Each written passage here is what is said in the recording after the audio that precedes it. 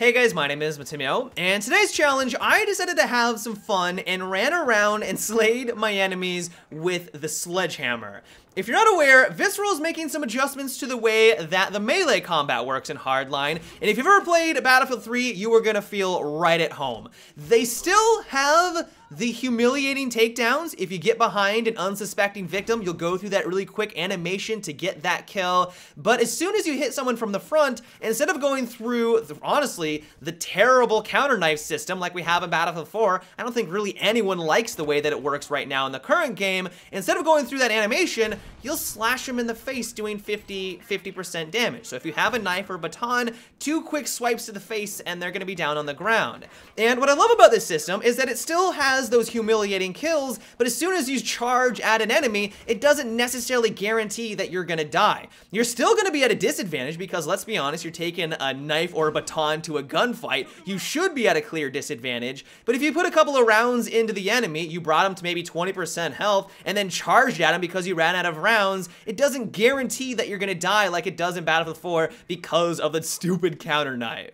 The twist on it though, and the reason why I am loving this right now, is that there's also going to be heavy weapons. I think right now there is only the Sledge Hammer and the Breaching Hammer. Those are the only ones in the beta right now, but when it launches, there's gonna be a wide selection of them. I think there is a golf club, there's like a samurai sword, a machete, these really gigantic weapons, and what makes them unique is that they can one-shot you if you hit someone in the front. The tricky thing about it though, and hopefully it is very apparent through the gameplay, is that you have to go through a really long wind-up. It takes a long time to get this thing slammed into someone's forehead, and if you do, you get the guaranteed kill. But if you decide to charge at someone who is facing you, even if they're 5 meters away, directly in front of you, if they know you're there, just simply because it takes such a long time to go through that wind-up, that animation, because all the guns in Battlefield Hardline hit ridiculously hard, the time to kill is way faster in this game compared to Battlefield 4.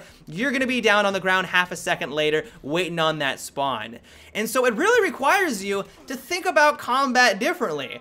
My favorite moments is when someone knew where I was. They knew I was in one of these small enclosed buildings or in a hallway. I would duck behind cover and wait for them to round the bend. I would see them on the minimap. I would notice that their little triangle was getting closer and closer to my little hiding spot, and just at the right opportunity, I would wind up the hammer, and it's just as soon as they reared their head around the bend, I would smack it right in the face. It was amazing when I was actually able to pull it off.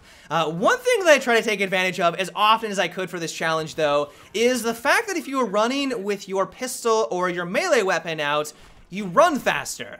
I'm not sure to the exact details on how much faster you run. I'm assuming it's very similar to the sprint field upgrade from Battlefield 4, but regardless, it gave me a slight advantage, a very small advantage. It allowed me to duck behind cover as soon as an enemy saw me so that I didn't die instantaneously, but also if there was a fleeing enemy who didn't realize I was there, it allowed me to close the gap. The problem with it though, or not necessarily a problem, it's more of just a fact of life when using the sledgehammer, is that as soon as you begin the wind-up, that really long animation, your character begins to walk. You don't have the ability to charge at your enemy. It would be cool if you could do that, but this was one of the ways that they were able to balance it out, and so there were numerous occasions where I would be coming across an unsuspecting victim. I would try to hit them from the side so I didn't get the animation. I didn't want to do a normal takedown. I wanted to hit them right in the head. I noticed that as soon as they started to just slowly walk away or sprint, there was no way for me to catch them. You basically have to get someone who is completely oblivious to their surroundings and is not necessarily camping in a corner, but not doing a whole lot of movement. Like, that was really the only way that you're able to secure a kill with one of these heavy hitting weapons.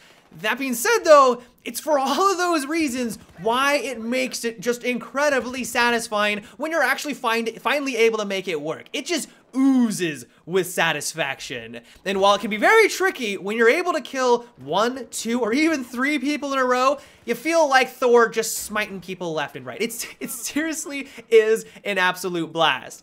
And so if you would like to take up this challenge during the beta, which I highly recommend that you do, I have a couple class recommendations that may ease you into some success.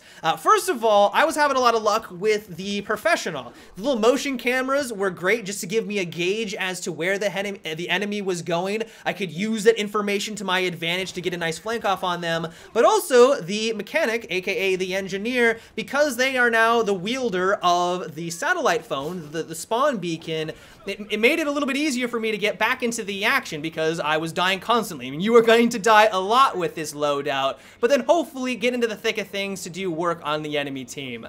But yeah, guys, that is about it for today's challenge. I hope you enjoyed. If you have a loadout that you would like me to try next, let me know down below. This is a series that is based off of your recommendations, and so if there is a weapon with a terrible combination of attachments or a gadget that you would like me to use exclusively, let me know down below. But until tomorrow, have a good one and take it easy.